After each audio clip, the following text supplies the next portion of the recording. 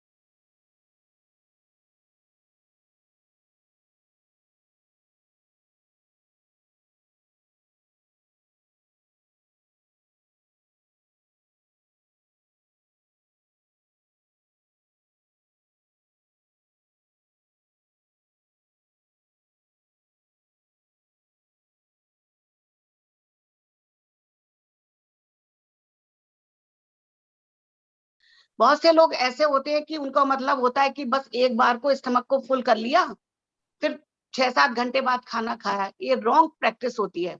अगर आप short interval पर गुड क्वांटिटी और न्यूट्रिशियस फूड खाते हैं, डेफिनेटली आप बहुत सारी डिजीज को प्रोटेक्ट कर सकते हैं। हमें अपनी डाइट में एक तो सीजनल फूड्स का बहुत ज्यादा इंपॉर्टेंट रोल है। जो हमारे सीजनल फूड मिलते हैं, हमें डाइट में वही रखने चाहिए। होममेड फूड को अपनी डाइट में इंक्लूड करना चाहिए। टिन फूड जो होते हैं, जंक फूड जो होते हैं, उन्हें अपने डाइट से निकाल देना चाहिए। जंक फूड में क्या होता है, उनकी शेल्फ लाइफ को बढ़ाने के लिए बहुत सारे केमिकल्स वगैरह यूज होते हैं, जो कि हमारे डिजीज हमें देते हैं। हमारी लाइफ को बहुत ज्यादा वो नहीं करते। हमारे फूड में एंजॉयमेंट तो मिलता है, टेस्ट मिलता है, लेकिन हमें न्यूट्रियस फूड नहीं मिलते। हमारी किचन आप देखिए, हमारी किचन में इतने मसाले होते हैं। वो मसाले केवल स्वाद को नहीं बढ़ाते, हर मसाले की एक मेडिसिनल वैल्यू होती है। अगर हम उन मसालों का भी ठीक यूज करें तो भी हमारी डाइट में एक बैलेंस डाइट आती है। इसलिए न्यूट्रिशियस फूड का होना हमारी लाइफ में बहुत जरूरी है। शॉर्ट इंटरवल पर आप डाइट को लीजिए। एक टाइम में बहुत सारा फूड खाकर मत लीजिए। सीजनल फूड लीजिए, और जो फूड अवेलेबल है हमारे, उनको लीजिए। फूड का जो होता है, वो हर फूड हर आदमी के लिए सूट नहीं करता। अकॉर्डिंगली उनका वर्क, किसी का वर्क बहुत हैवी होता है, जैसे मजदूर लोग हैं, उनको उस तरह का फूड हमें प्रोवाइड करना चाहिए। कुछ व्यक्ति ऐसे होते हैं जिनका सिटिंग वर्क होता है खाली, उनको उस तरह का फूड अवॉइड करना चाहिए। सबका फूड पैटर्न एक सा नहीं होता, इसलिए हमें किस तरह का फूड, किस टाइप का फूड, ये हमें लेना चाहिए, हमारी लाइफ के लिए बहुत ज्यादा इंपॉर्टेंट है। लेकिन फूड में आप जब अपना लंच करने बैठे तो आपकी थाली में कलरफुल फूड इंग्रेडिएंट्स होने चाहिए। दाल येलो हो गई, कर्ड व्हाइट हो गया, राइस व्हाइट हो गया, ग्रीन वेजिटेबल ग्रीन हो गई। इस तरह के हम सारे फूड्स अगर एक टाइम में लेते हैं शॉर्ट क्वांटिटी में, ये नहीं है कि हमने किसी फूड को लिया है तो बहुत सारी क्वांटिटी में हमने एक टाइम में उस फूड को खा लिया। जंक फूड को हम, जितने हमारे पैकेट नमकीन वगैरह हैं, उनको हम रिप्लेस कर सकते हैं न्यूट्रिशियस फूड से। नमकीन को जैसे हम ड्राई फ्रूट्स, रोस्टेड मखाने, रोस्टेड चने, इस तरह के फूड्स हम अपनी लाइफ में इन्वॉल्व करें तो हम अपनी डाइट को बहुत अच्छा कर सकते हैं। ये डेफिनेटली वेरी ट्रू सब्जेक्ट है, बहुत अच्छा सब्जेक्ट है कि न्यूट्रिशियस फूड हमें डिजीज फ्रॉम लाइफ देता है, डिजीज से हमें दूर रखता है। इसलिए हमें हमेशा डाइट पर, न्यूट्रिशियस फूड पर, लोकल अवेलेबल फूड पर, सीजनल फूड पर, इन पर ध्यान देना चाहिए। टिन फूड हमें अपनी लाइफ से बिल्कुल हटा देना चाहिए। और बहुत जरूरी नहीं है कि बहुत ज्यादा एक्सपेंसिव फूड ही हमें अच्छा न्यूट्रिशन दे। होममेड फूड होते हैं, बहुत सिंपल चीज होती है। चना मुरमुरा जनरली लोग खाते थे। चना मुरमुरा, लोग कहते हैं अरे ये चना मुरमुरा क्या खाना, लेकिन उसमें बहुत सारी वैल्यू होती है, प्रोटीन मिलती है, बहुत सारी चीजें मिलती हैं। तो इन चीज का कॉम्बो अगर हम कॉम्बिनेशन लेते हैं अपनी लाइफ में तो डेफिनेटली हम डिजीज से दूर रहेंगे. Thank you very much, Ms. Sarita Vashne, for giving your views. And what Ms. Sarita Vashne says, that healthy food plays a very, very important role to keep the disease away. And she mentioned that we should have a colorful food which consists of dal, which is yellow color, leafy vegetables, green color, curd in a white color. So all those different colors food if we will have.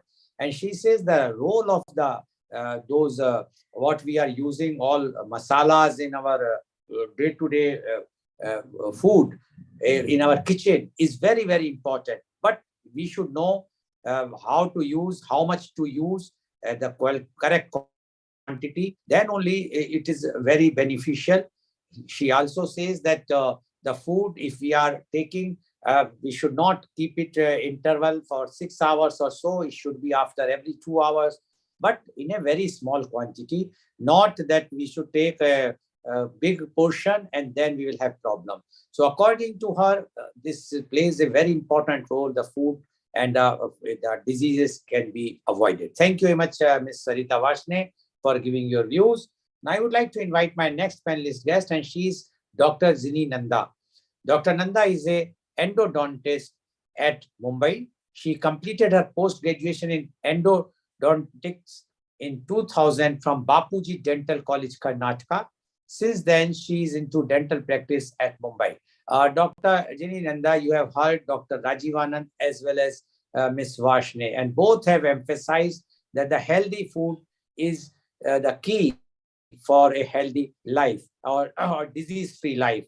Now, we would like to know from you your views on food that protects from disease. Dr. Zini Nanda, please.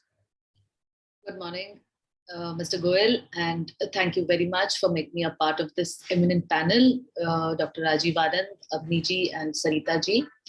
Yeah, for today's topic, it's a very relevant topic, whether it is with a nutritionist or a medical practitioner or a dentist. So I would like to also share whatever knowledge I have pertaining to this topic today. So when we talk about the food for a disease-free life, I would like to quote Hippocrates over here, who has very rightly said, "Let food be thy medicine and medicine be thy food," which means our food should be our medicine and our medicine should be our food. It is very rightly said.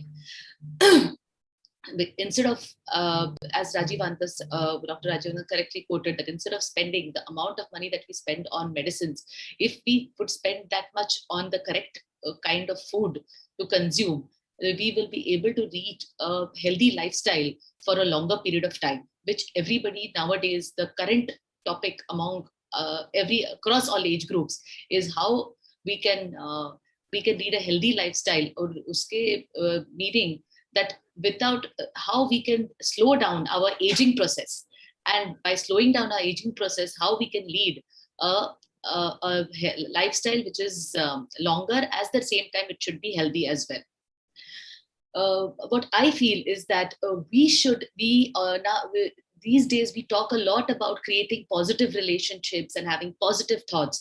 We should pay little thought about creating a positive relationship with our food as well. The moment we the moment we do that, it's going to make a lot of difference in each and everyone's life. What we can do is, first most important thing is eating the correct food at the right time, at the in the right quantities is the most important thing for making our food be converted into medicine, as we are talking about. Also here, I would like to quote Bethany Frankel, which I found it very interesting what he has said about our diet, that our diet is like a bank account.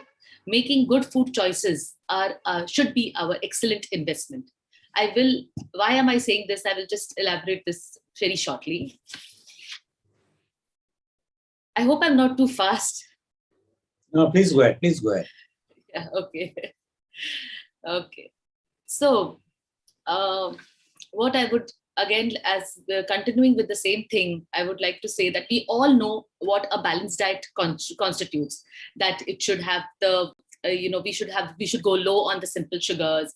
We should have adequate amount of protein, balanced amount of fats, high fiber food. This is what we all know. But what is more important for us to emphasize these days is having natural food. By natural food, we mean the raw vegetables. We mean the food which gives us antioxidants. We mean foods which are colorful, as Sarita ji mentioned. Probiotic foods is another important type of food we should incorporate in our diet, which is healthy for our gut bacteria. These might seem like to be a big changes in our to bring about in our lifestyle, but there is no need to try to incorporate everything all together. Just taking small steps, by taking small steps each day, we can try to reach our goal of incorporating food into the right kind of food into our daily diet. For example, one is that I would recommend trying to avoid eating anything which comes out of a packet. The moment you open a packet to eat something, we should understand that something has been put in to preserve that for a longer period of time. Some additives are there. So that is one small change which you can incorporate. Try to eat as many raw and natural things as possible. So these tiny steps, if we take towards tiny changes, if we do, it can help us a lot in the long run. Now, the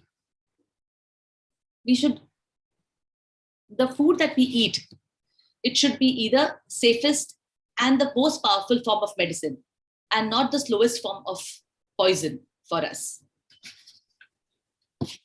Foods that we eat regularly will determine whether or not we will become ill or remain healthy in our old age. By this, I mean the vegetables, fruits, meats, oils, grains, which have antioxidants, phytonutrients, vitamins, minerals, fatty acids, fibers, and much more. Green vegetables like kale, wheatgrass, spinach, fresh vegetable juices dramatically slow our aging process.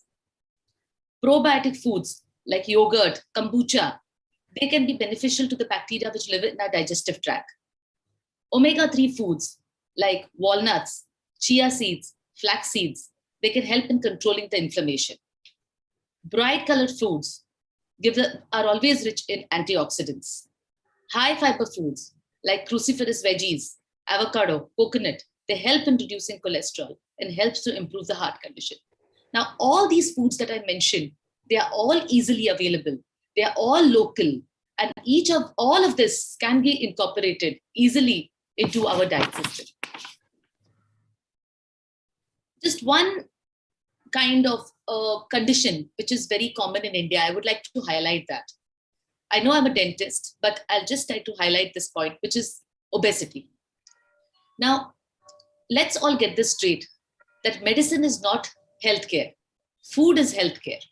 Medicine is only sick care. So obesity, which is a common problem which is faced by the Indian population. Why is it so? It appears that we are overfed and undernourished.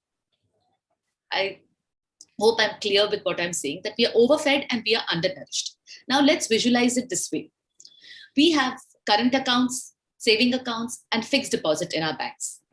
Current account is when we are constantly eating and topping up our balance. So there is no chance of exhausting the saving account, which is your abdominal fat, and fixed deposit, which is your fat around your organs.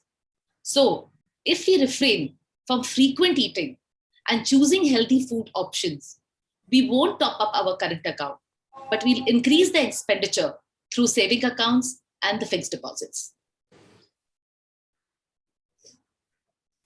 So now, as a dentist, I would like to share a good news with all of you all regarding dental decay.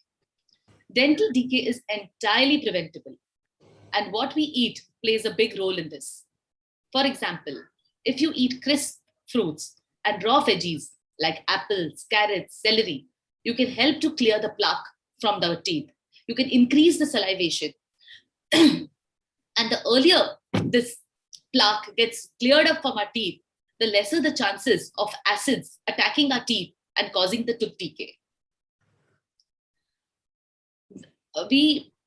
I would also like to very much emphasize that refrain from having fresh fruit juices. Rather, encourage the habit of munching onto your fruits. The more you munch onto fibrous fruits, it will stimulate more salivation, and more the salivation, lesser the chances are of dental decay. Another important factor is the time that we eat our food, and the timing that we are taking to eat our food. Ideally, eating these raw foods should be encouraged after your meals.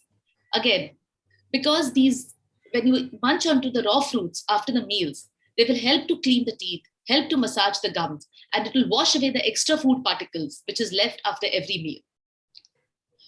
Role of drinking plenty of water through the day, during and after meals, has been emphasized enough on all platforms. And I would still like to emphasize it still more here, that consuming water as much as possible through the day, 3 to 4 liters, what is considered, should be encouraged. So friends, eat well, respect your body, listen to it. You will realize that it is always telling you that not to abuse it. Use food as fuel. With this, I would like to end my talk as of now. Okay, thank you very much, Dr. Zani Nanda, for giving your views. And Dr. Nanda, although she is a dentist, but she says that the food even plays a very important role for the good teeth. And she has given the examples for that.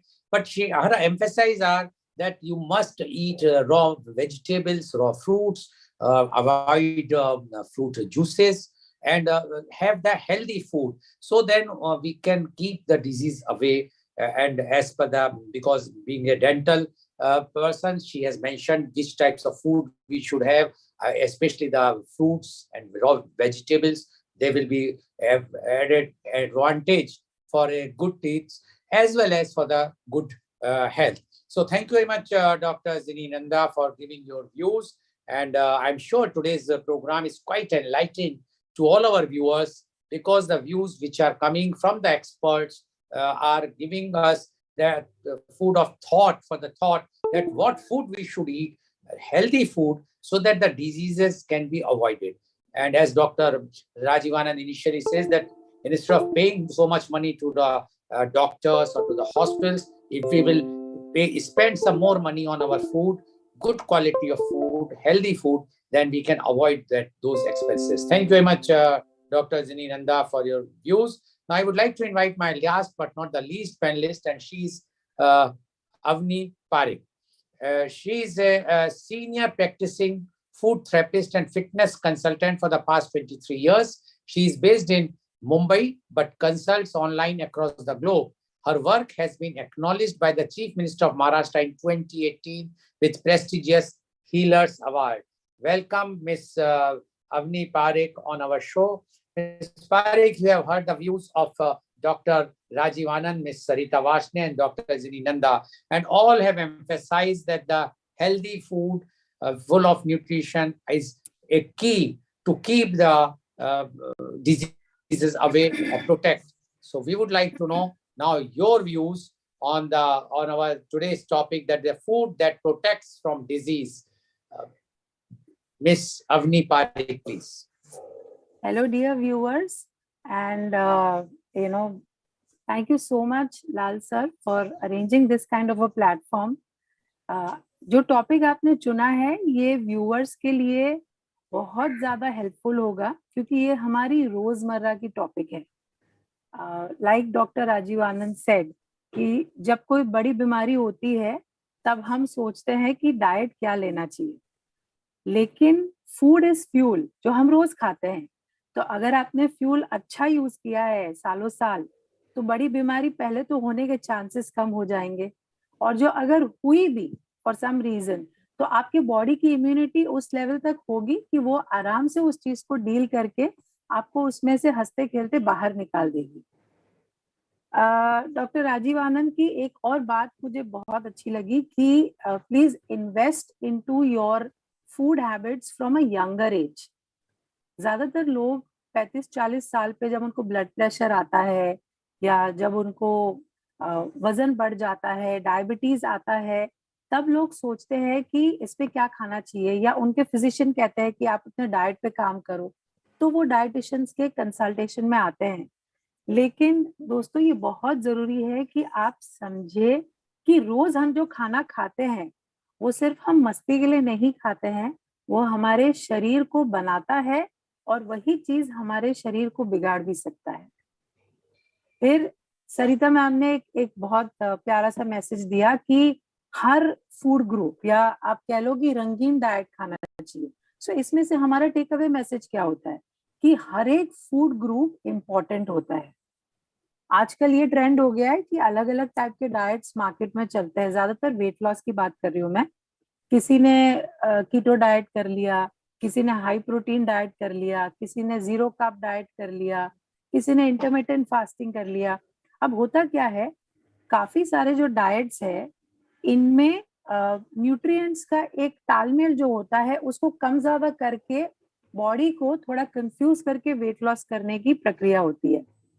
So sometimes yes they do help, I am not denying, but on a larger front I have noticed in my practice over these last 20 years that few diets they cause more harm to your body and to your metabolism rather than doing good.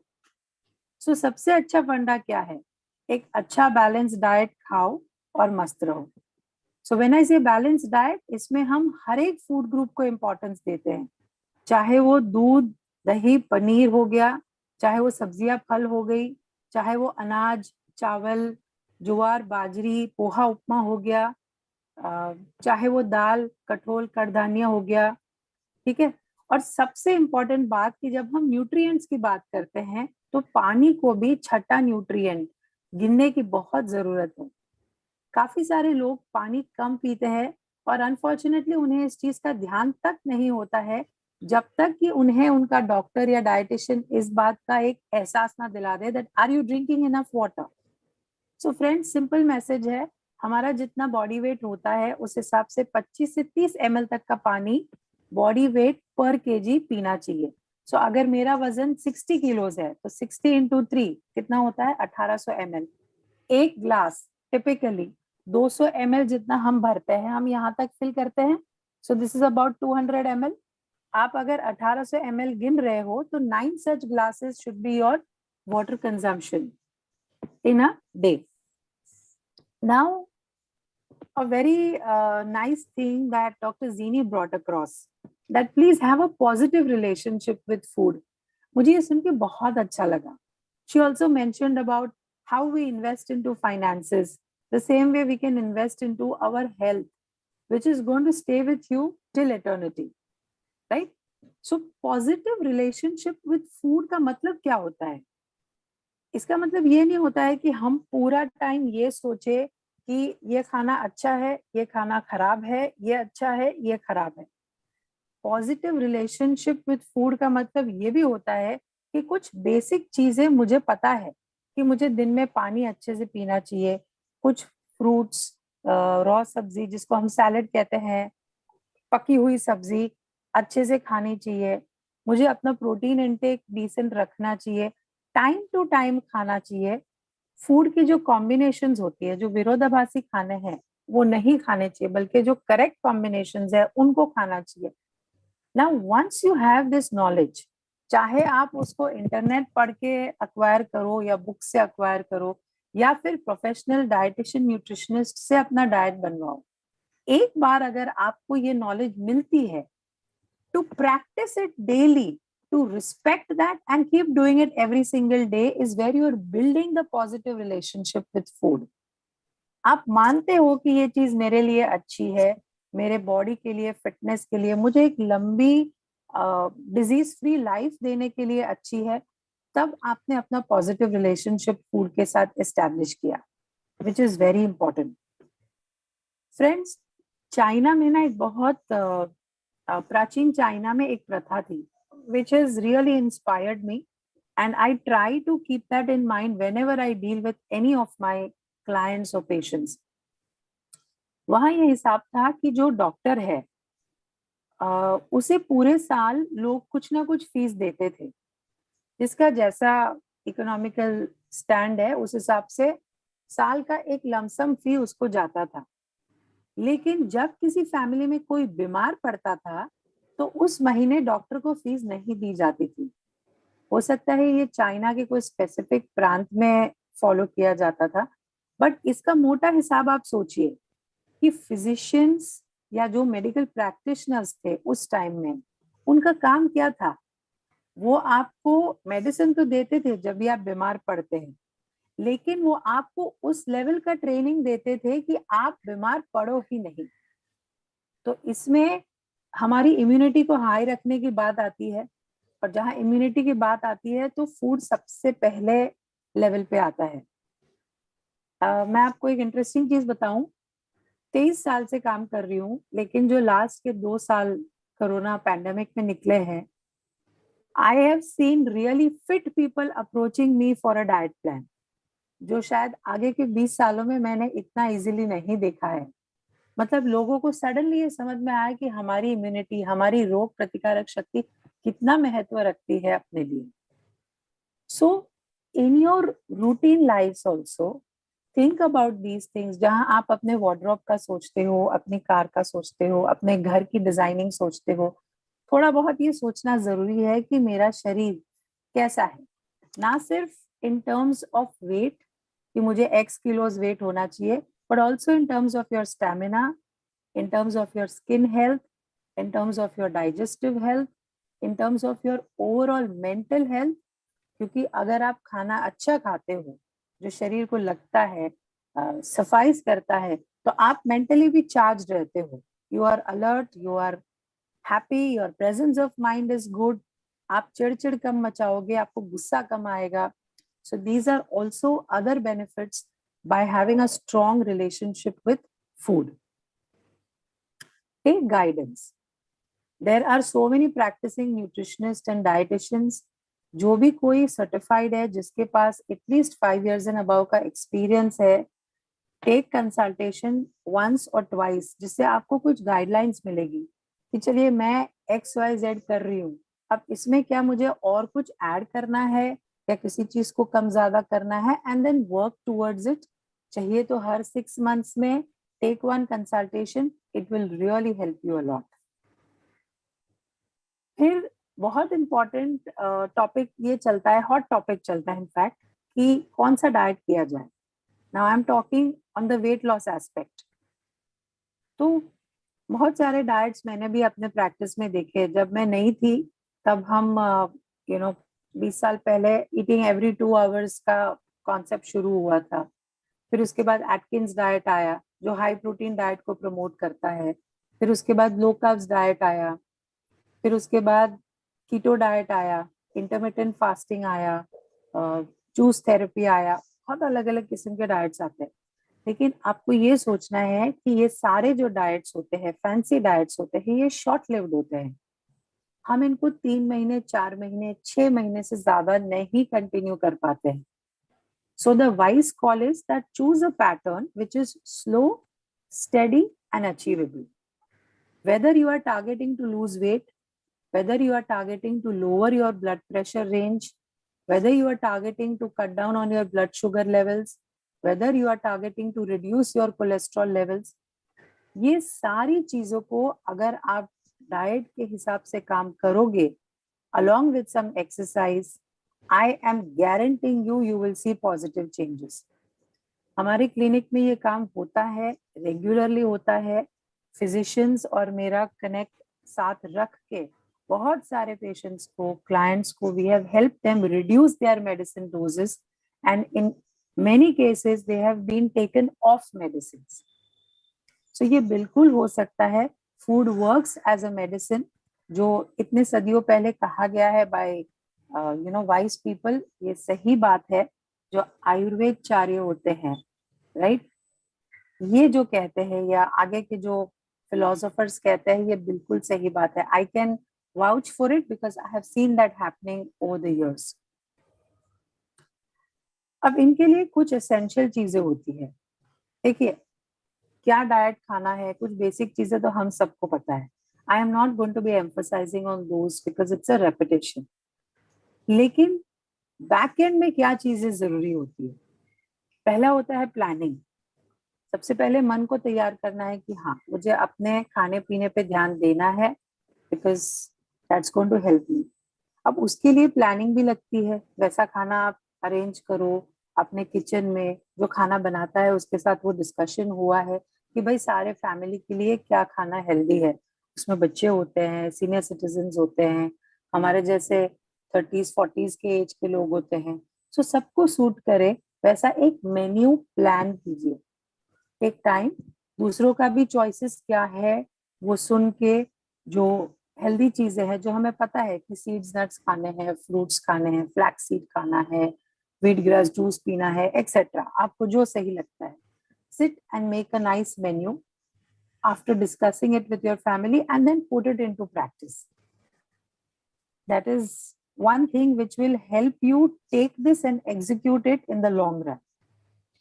दूसरी चीज, जब भी आप अपने diet का सोचते हैं ना दोस्तों, कैलोरीज और सिर्फ कैलोरीज का ना सोचिए।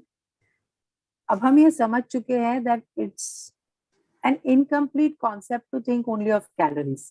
You have to think nutrients, कि जो खाना हमने डिजाइन किया है अपने रोजिंदा जिंदगी के लिए, क्या उससे मुझे अच्छे खासे न्यूट्रिएंट्स मिलते हैं? ओमेगा 3 फैटी एसिड्स हो गए, प्रोटीन्स हो गए, कैल्शियम हो गया, कुछ इंपॉर्टेंट मिनरल्स होते हैं जैसे जिंक है, मैग्नीशियम है, मैंगनीज है, जिनसे हमारे हॉर्मोन्स बनते हैं। क्या इसमें पानी का हिस्सा है, प्रोबायोटिक्स का हिस्सा है? इस तरह के छोटे छोटे डॉट्स ज्वाइन करके जब आप काम करेंगे तो you will make a diet plan जिसमें न्यूट्रिएंट्स भी इनफ है। And it is not only about आपने कम तेल यूज किया या आपने हर मील में एक सैलेड ज्वाइन कर दिया। मतलब think beyond, that's what I am trying to से।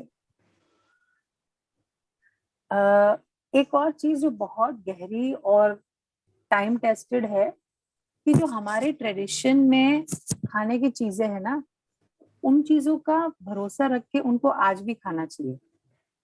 फॉर एग्जाम्पल, हम तिल के लड्डू खाते हैं, सत्तू है, सत्तू का हम पानी में घोल करके या दूध में या तो पराठा बना के खाते हैं। फिर गर्मियों के मौसम में गाजर, बीटरूट, इसकी एक कंजी जैसी बनती है which is a fermented drink, right.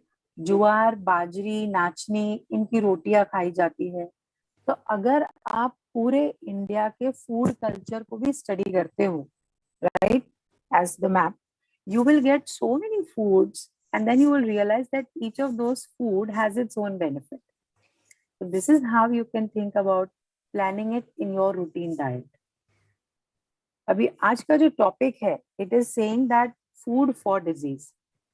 So friends, जो points मैंने highlight किए, my intent of saying is that बीमारी तो खैर बात की बात है।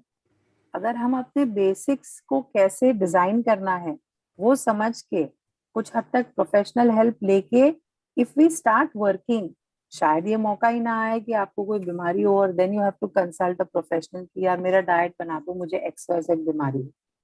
This is the whole intent of today's talk and these are a few points. I keep the forum open for my guest panelists also if they have any questions for me. Over to you, Lal sir. Thank you very much, Ms. Avni Parekh, for giving your views, and she has given complete details how the healthy food plays a very, very important role. She has given so many tips. But one thing very interesting, she has mentioned about the China, some old tradition in which she says that the doctors or the physicians were getting fixed amount or some amount every month if the patient or the family, no one is sick. But in case if somebody fell sick in that any month, that monthly amount will not be paid to the physician. So the other way, according to her, is that the physician or the doctor is motivated to keep them healthy. So they give the training, give them the tips that you eat this food or have your healthy lifestyle so you will not feel sick. You want to say something? Sir, the concept is preventive medicine. जो अब हमारे culture में वापस आ रहा है, अब हम आज मैं देखती हूँ बहुत सारे फिजिशियंस है वो पेशेंट्स को रेफर करते हैं, थोड़ा सा उनका ब्लड प्रेशर हाई है या माइल्ड शुगर है, the doctors don't prescribe medicine, वो लिखते हैं कि यू मीट अ डाइटिशियन, अपने डाइट पे काम करूं, मुझे मेडिसिन शुरू नहीं करना है. So it is preventive medicine which we are looking back again now on. So according to, thank you, Ms. Parekh. So according to Ms. Parekh, the main is preventive medicine, and there is a saying, prevention is better than cure. So if we will prevent our immune system, and especially with the diet, with the food, then we can keep our many of the diseases away. Thank you very much, Ms. Avni Parekh, for giving your views. Now, my question goes to Dr. Rajiv Anand. Dr. Rajiv Anand, आपने बताया और सबने बताया about food, diet वगैरह. पिछले 2 वर्ष में हमने एक चीज देखी भारत की स्पेशली, कि जब ये कोविड हुआ तो उसमें बहुत देशों में, और जो अपने जिनका खाना जो जैसे रॉ वेजिटेबल्स और फ्रूट्स की सबने बात की, वो लोग बहुत ज्यादा खाते हैं.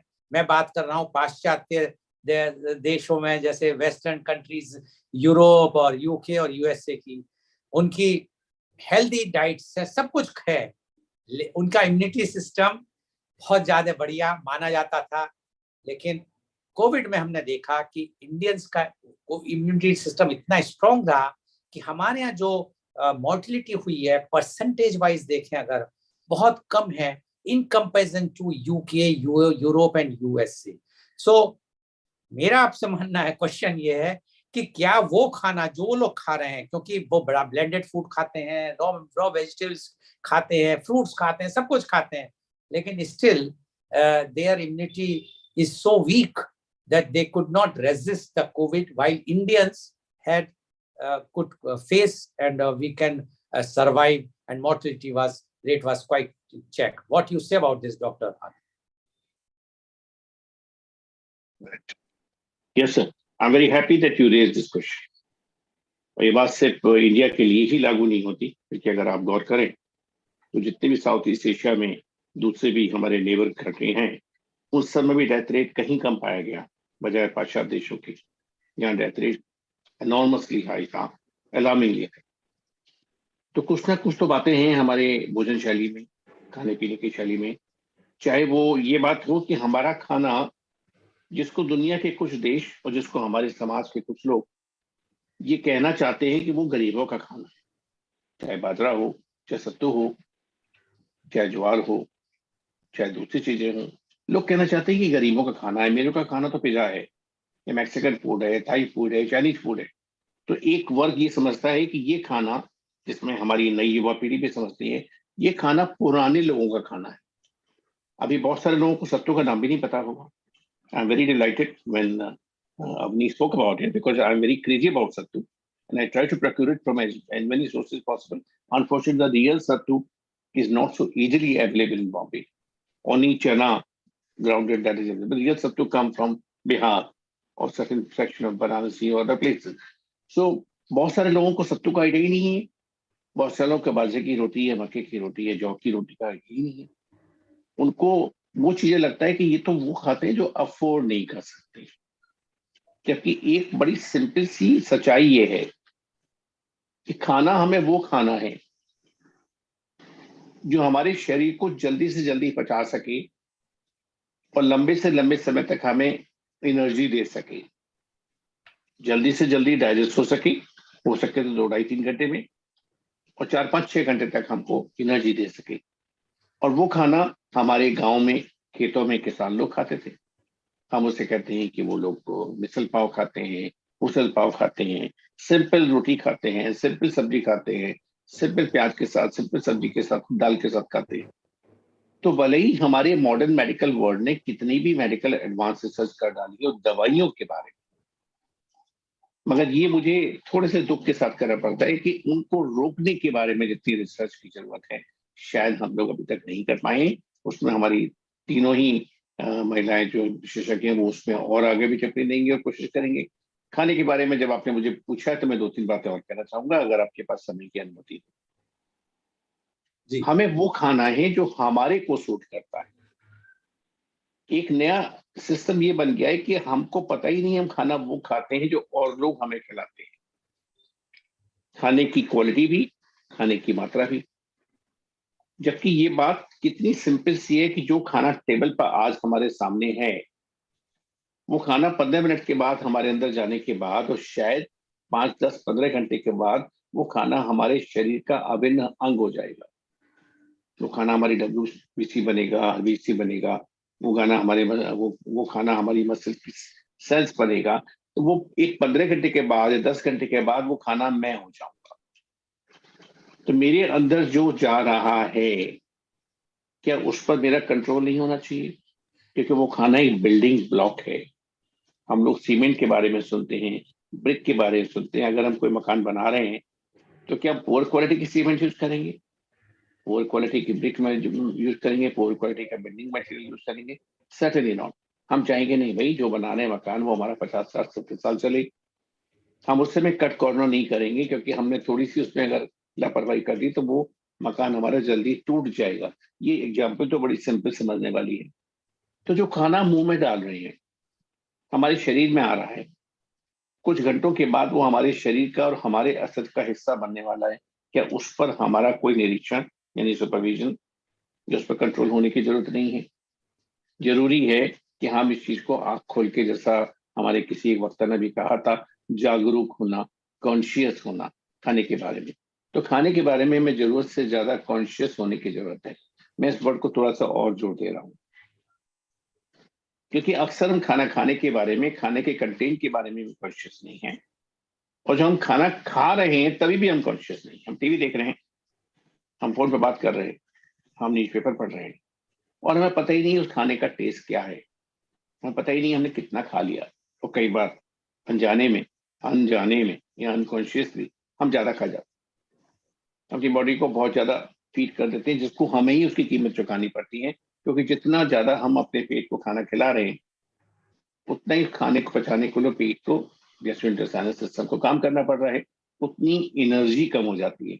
इसलिए सारे ऑफिस में लंच टाइम तो 1 घंटे का होता है। हालांकि खाना तो 10 मिनट, 12 मिनट, 15 मिनट में खाया जा सकता है, लेकिन 1 घंटे का क्यों होता है? उसके बाद सुस्ती रहती है। लेकिन हम लोगों ने ये भी सुना है एग्जीक्यूटिव लंच होता है कि वो इतना खाना खाते हैं, इतना कम खाना खाते हैं कि वो दोबारा वापस अपनी टेबल पर डेस्क पर आके काम कर सकते हैं। तो छोटी छोटी 1-2 टिप हम बताना चाहेंगे।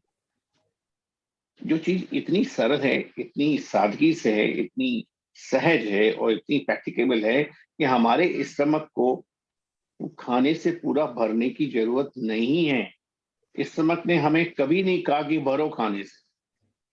ये तो हमने बचपन से मान लिया है। असलियत में तो हमारा स्टमक को सिर्फ 1/3 ही भरना चाहिए खाने से। 1/3 भरना चाहिए हवा से, 1/3 भरना चाहिए थोड़ा लिक्विड से, 1/3 खाली रहना चाहिए, हवा रहनी चाहिए, 1/3 खाली ही रहना चाहिए। लेकिन हम तो उसको पूरा भरना चाहते हैं, तभी तो हमें डकार आती है। ओह! और वो डकार को माना तभी खाना हमको पसंद आया। और अगर खाने में डकार नहीं है तो लोग बोलते हैं भाई खाना आपको पसंद नहीं है, थोड़ा और खाइए जब तक आपको डकार ना आने लगे।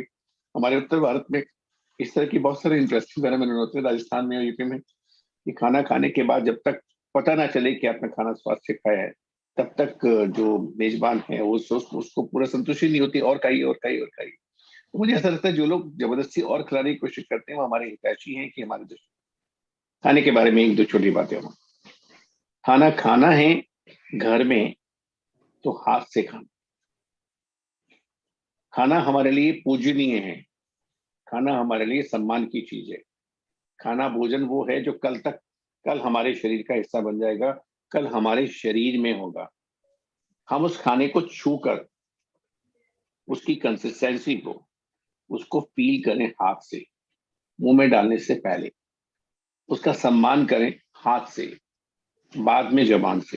पहले हाथ से उसको फील करें, बाद में जबान से। आप देखिए साउथ इंडिया में सब लोग हाथ से खाते हैं।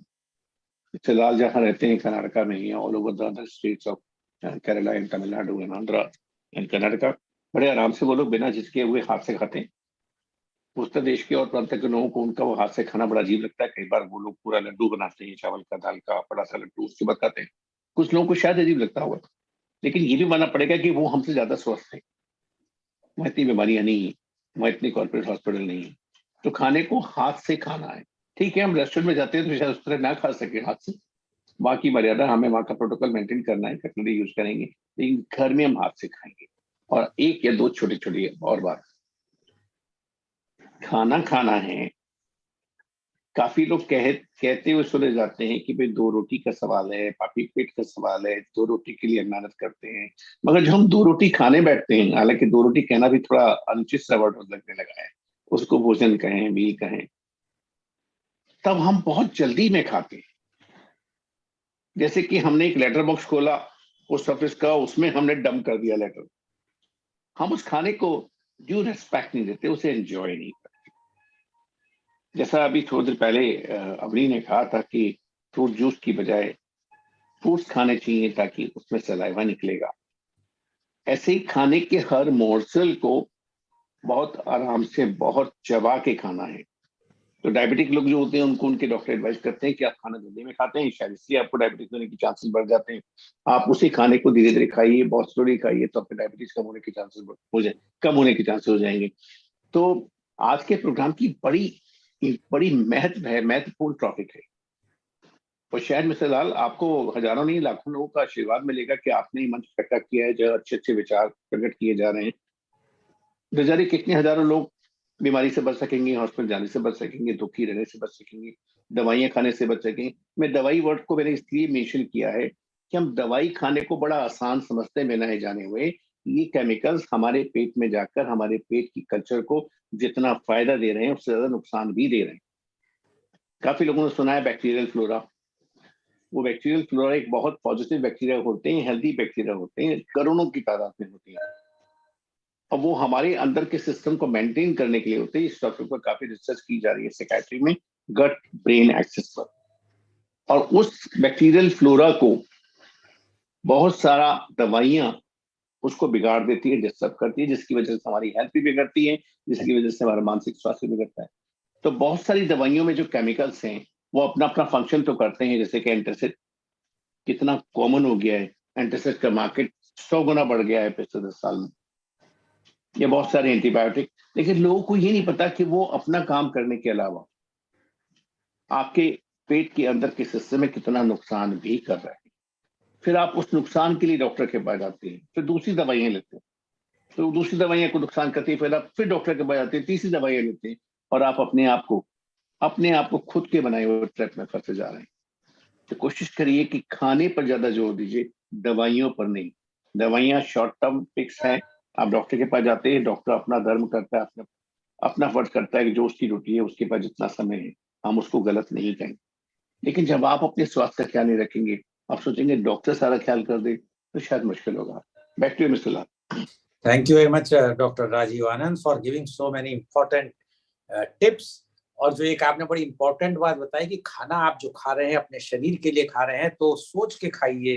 लेकिन हमारे भारत का जो सबसे बड़ा एक सौहार्दपूर्ण वातावरण होता है कि जब भी कोई मेजबान बुलाता है तो वो इतना आग्रह करता है आतिथ्य में, और अगर वो नहीं पूछेगा आपको कि नहीं अब ये नहीं खाया या गुलाब जामुन नहीं खाया तो आप, और उस वक्त आप मना नहीं कर पाते, यहीं आके दिक्कत होती है। तो इसलिए कोशिश करिए कि कोई भी आपको अगर खाने के लिए बुलाए तो उसको मना करें बड़े प्यार से, क्योंकि अगर आप वहां चले जाएंगे तो फिर आप रेजिस्ट करेंगे, रोकेंगे, तो वो कहेगा कि इनमें एरोगेंस है, ये तो खाना भी नहीं खाना है हमारे यहाँ का, या पूछेगा खाना आपको पसंद नहीं आया। और पर लेकिन लोगों को समझना चाहिए जो डॉक्टर राजीवानंद सेज वेरी क्लियरली कि किसी को जोर दे के खाना मत खिलाइए, जिसको जो खाना है वो अपने हिसाब से, हर एक के अपने शरीर का अपना अनुपात है, उस हिसाब से खाता है, उसे खाने दीजिए। बहुत बहुत धन्यवाद डॉक्टर राजीवानंद। आई एम श्योर कि आज जो आपने बात कही है हमारे व्यूअर्स, क्योंकि हम लोग देखते हैं शादी ब्याह में सब जाते हैं और किस तरह बुफे में और वैसे खाया जाता है जहाँ सैकड़ों तरह के आइटम होते हैं,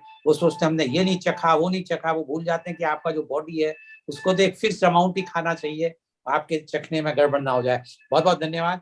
now my question goes to miss Sarita Varshney.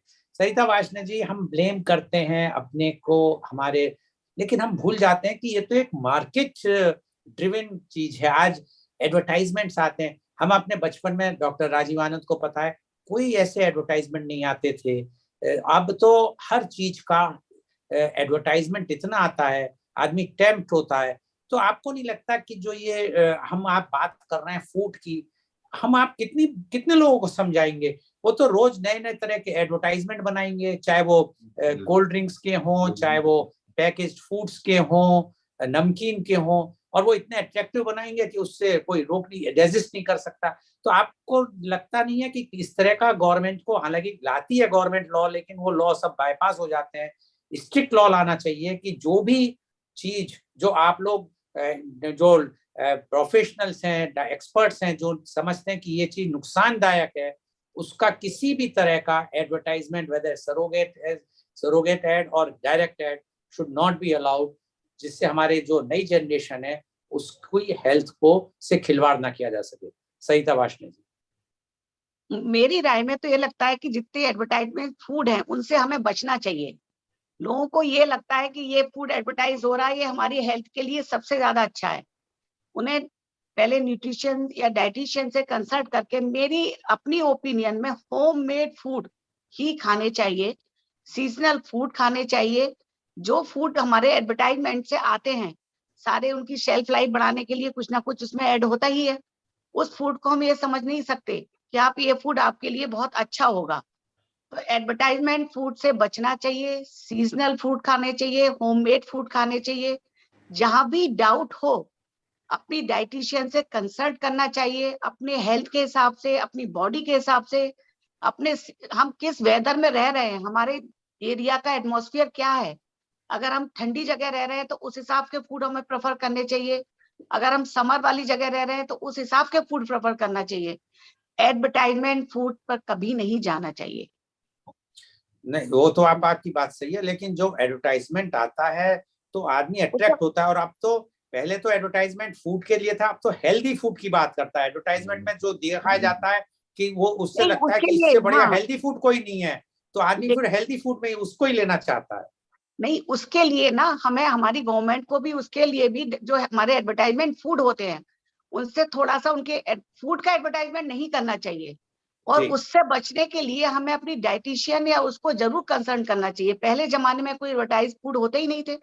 पहले जमाने में आप देखिए मोटा अनाज खाया जाता था कि आप ज्वार बाजरा सब खाते थे। अब तो आपका है कि कटहल का आप पिसा हुआ आटा आप मिलाएंगे अपने उसमें तो डायबिटीज कम हो जाएगी, उसमें फाइबर मिलेगा। लेकिन हमारे पुराने फूड थे उनमें सब में फाइबर था। तो ये इसकी नॉलेज जरूर होनी चाहिए कि हमें किस फूड से क्या फायदा है। बिल्कुल, बहुत बहुत धन्यवाद। बिल्कुल, हमारे दर्शकों, आपको भी ये ध्यान रखना चाहिए कि जो एडवर्टाइजमेंट है वो अपना मुनाफा कमाने के लिए कंपनी कुछ भी कर सकती है, उसको हम अवॉइड करना चाहिए और अपनी डाइटिशियन से सलाह लेनी चाहिए। Now my question goes to doctor Jini Nanda. Doctor Jini, you mentioned about raw vegetables, fruits. In India, today the condition is raw vegetables full of chemicals, fruits full of chemicals. Even the milk is coming either in Tetra Pak or in the plastic pack.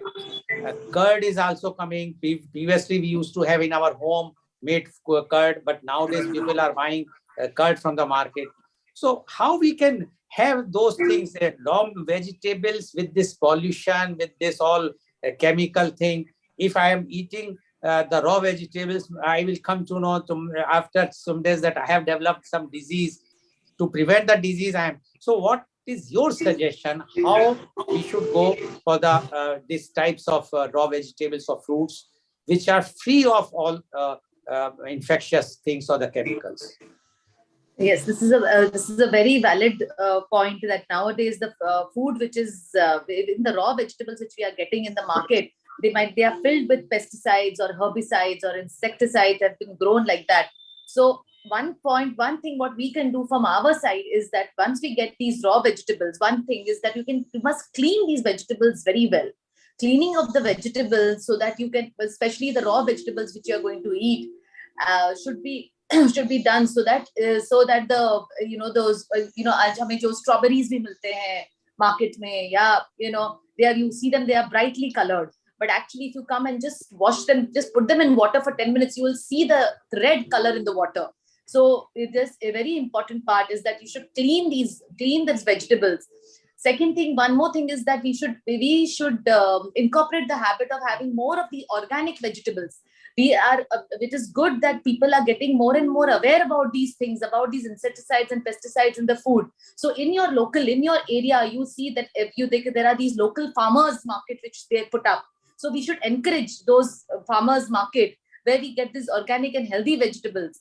But doctor, again the question is how to ensure that whether this vegetable is organic. Because if you go to any mall today or a supermarket or any food chain, you will find organic vegetable twice or thrice the rate of the normal vegetable. But there is no certification from the government. Nobody can certify. And you spoke about the farmers market. There also, how we know that this vegetable which we are purchasing from the farmer market is organic? Because organic itself is it's not easy to farm the organic. It's an expensive thing. And the output is not that much what we are getting from this all fertilizer and things. So what do you say about that? Yeah, so basically what I would like to say is that, in my opinion, the local groups, there are these local groups, if they are organizing things like that, we should encourage them. We should encourage that we should buy things from them rather than going to the supermarkets or these to these departmental stores where they will advertise as organic food. And also our government should play a very important role in trying to curb these kind of advertisements where they advertise that it is going to be organic. I recently read a news that Sensodyne, which is such a big company, which is promoting the toothpaste for desensitizer, has been filed. A lawsuit of crores has been filed against them because of faulty advertising. So if these things are brought into practice, they will, they automatically, the manufacturers and all will be, they will be more aware of not doing any kind of false advertisement. Okay. Thank you very much, doctor. Now my question goes to Ms. Avni Parekh. Ms. Avni, you have, don't you think in India, the dietitians or the nutritionists roles starts from the primary schools? The primary schools, the colleges should have a dietitian, should give this diet, that this all school, the children should have this diet at home, as well as the same thing whenever they are bringing their tiffins in school, it should be checked whether they are following that diet or not. And because see, how to create awareness? The problem is that a housewife or a working lady, she knows that, okay, this cereal is good. Now, people are giving cereal. And in one of my programs, one of the experts said the cereals are very harmful, although there are so many things, because cereal is full of sugar. And we are using the sugar from the very childhood thing. So all the diseases, what we are giving to the children today, we are using. Don't you think that this type of thing can be avoided if a professional, a dietitian or nutritionist is attached from all the schools?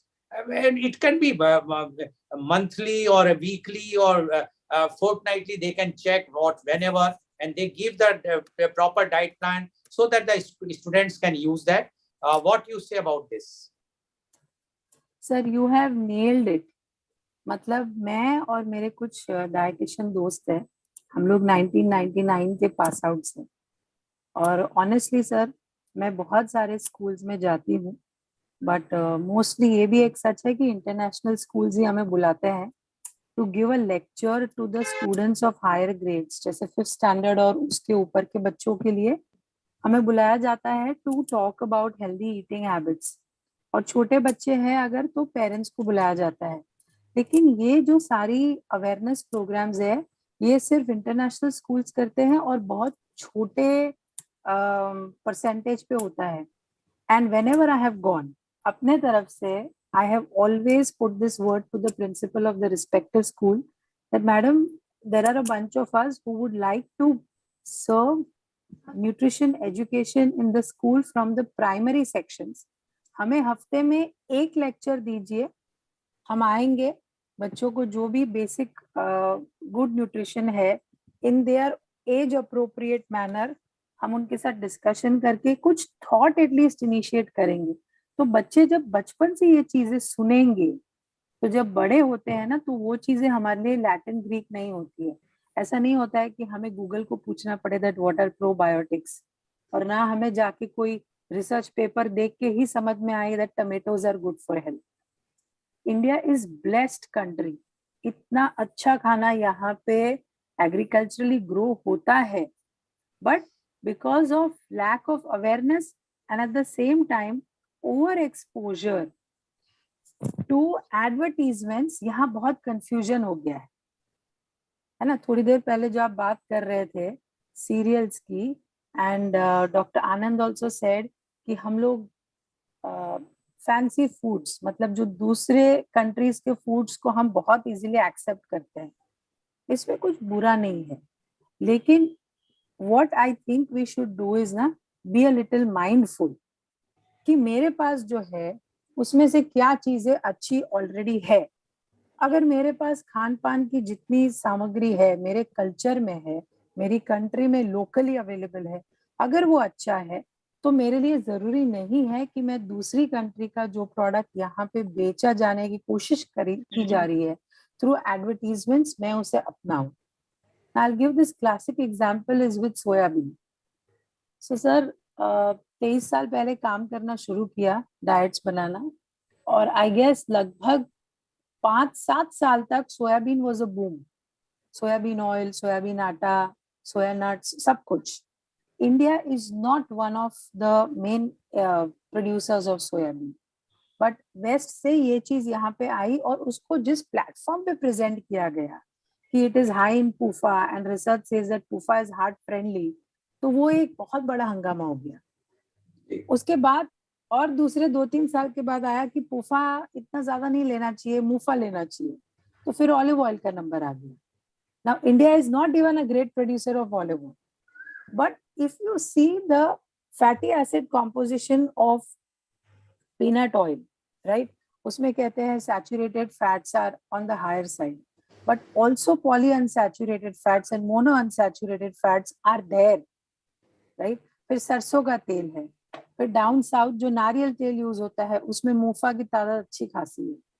So my request on this platform is that जो हमारे पास अच्छा है उसका मान करके उसको use कीजिए। किनवा है, किनवा ने हलचल मचा दी, सब लोग ज्वार का दलिया, मक्का का दलिया, गेहूं का दलिया, ये जो चीजें अपने पास है, इसको आप अगर दाल के साथ कंबाइन करके खिचड़ी बना के खाते हो, आप उतना ही प्रोटीन पाते हो जितना आप एक इक्वल अमाउंट ऑफ किनवा से खाते हो। तो why do we get carried away so fast? My first point is that. Yeah. Second point, sir. Yeah, well, I think now the next time we will take, because paucity of time. Thank you very much, Yes, Ms. sir. Amnipal.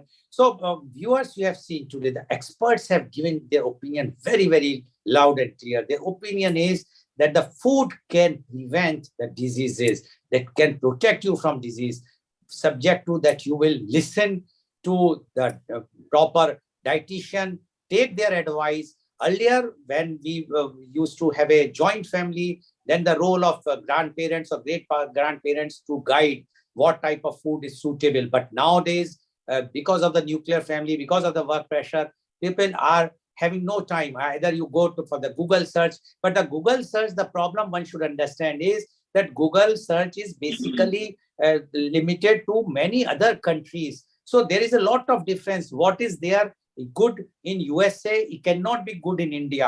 So one has to understand. So we should try to consult a local dietitian who can guide you very nicely. And the schools and the colleges, and especially from the primary school, if we will take the help of the dietitians, they will guide what type of food to be given, the day will not far, then we can say that we are really a healthy India.